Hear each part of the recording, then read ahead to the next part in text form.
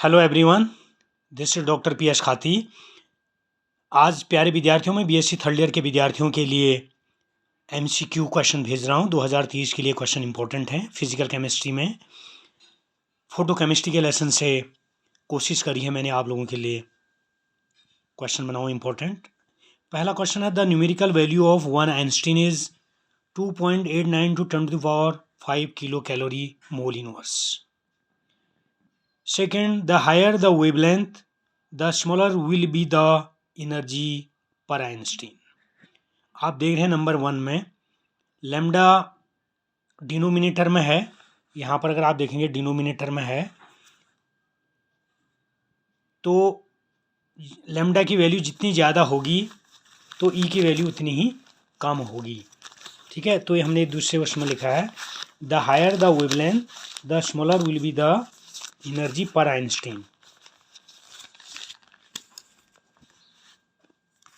Okay, इसके बाद तीसरा क्वेश्चन, अगर आप तीसरा क्वेश्चन गौर से देखेंगे, एनर्जी ऑफ अ फोटोन और quantum E is given by the equation E is equal to H nu और न्यू की वैल्यू शी अपॉन लैम्डा। अगला question 4, phi equal to quantum efficiency और क्वांटम यील्ड। क्वांटम यील्ड को या quantum efficiency को phi से represent करते हैं, मोस्ट इंपॉर्टेंट है। फिफ्थ, फाई की value number of molecules decompose और formed upon number of photons of radiation absorb. जब न्यूमिनेटर में मॉलिक्यूल्स होगा तो नीचे फोटोन्स लिखिए, और similarly phi equal to number of moles decompose और formed upon number of Einstein of light absorb in the same time.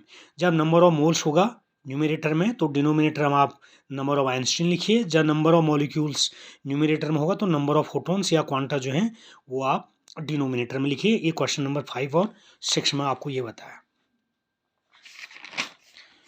अगला आप देखिएगा, if Stark Einstein law is strictly obeyed phi should be equal to unity. जब Stark Einstein law valid होता है तो उस case में जो फाई है क्वांटम यील्ड उसकी वैल्यू 1 होती है। बड़ा इंपॉर्टेंट क्वेश्चन है। अगला है, each molecule that gets activated to initiate the reaction absorb 1 quantum of light. जो भी मॉलिक्यूल रिएक्शन को, फोटोकेमिकल रिएक्शन को एब्जॉर्ब करता है वो 1 क्वांटम लाइट एब्जॉर्ब करता है। Question number next, Planck constant एस की वैल्यू 6.626 10⁻⁻27 अर्ग सेकेंड मॉलिक्यूल इनवर्स होती है। इसी प्रकार अगला है, velocity of light C is equal to 3 × 10⁻10 centimetre second inverse. Next question, luminescence is also called cold light. Luminescence को कोल्ड लाइट कहते हैं, इसको ध्यान दीजिएगा। अगला है important, the glow produce by body without the involvement of heat is called luminescence. यानी जब रिएक्शन में हीट का इन्वॉल्वमेंट नहीं होता है, जो ग्लो जो प्रोड्यूस होती है उसको ल्यूमिनेसेंस कहते हैं। There are 3 types of luminescence. Luminescence 3 प्रकार के होते हैं, chemiluminescence, fluorescence, phosphorescence. Next, the emission of light in a chemical reaction at ordinary temperature. यानी साधारण ताप पर किसी भी केमिकल रिएक्शन में जो लाइट का जो इमिशन होता है उसको केमिल्यूमिनेसेंस कहते हैं। ओके, तो केमिल्यूमिनेसेंस क्या हुआ, the emission of light in a chemical reaction at ordinary temperature is called chemiluminescence. Next, the light emitted by glow worm is an example of chemiluminescence. यानी जुगनू के द्वारा जो लाइट रेडिएट की जाती है उसको केमिल्यूमिनेसेंस कहते हैं। The protein present in glow worm is ल्यूसीफेरिन। ध्यान देना, ग्लो वर्म में जो प्रोटीन होता है ल्यूसीफेरिन होती है actually.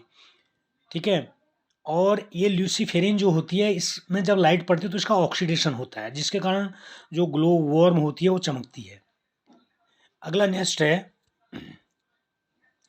Fluorescence start as soon as the substance expose to light and stop as soon as the light is cut off. जैसे light को हम पदार्थ को अगर लाइट के संपर्क में रख देते हैं, उसको एक्सपोज कर देते हैं तो रिएक्शन स्टार्ट होती है, और अगर उसको बंद कर देते हैं तो यानी इमिशन जो है उसका बंद हो जाता है। ये फ्लोरेसेंस होती है। एग्जाम्पल, कैल्शियम फ्लोराइड, इसको फ्लोराइड, और UO2SO4 यूरेनिल सल्फेट इसको कहते हैं। Next question, phosphorescence. In phosphorescence certain substances continue to glow for some time even after the external light is cut of.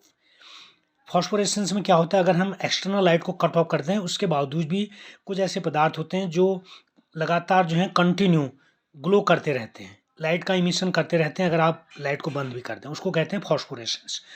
Zinc sulphide इसका example है, sulphides of alkaline earth metals. Alkaline का मतलब है second ए के जो element हैं, यानी beryllium, magnesium, calcium, strontium, radium, ये एग्जाम्पल जो हैं ये सेकंड ए, तो इसमें एग्जाम्पल है sulphides of alkaline earth metals. अगला, photochemical decomposition of substance is called photolysis.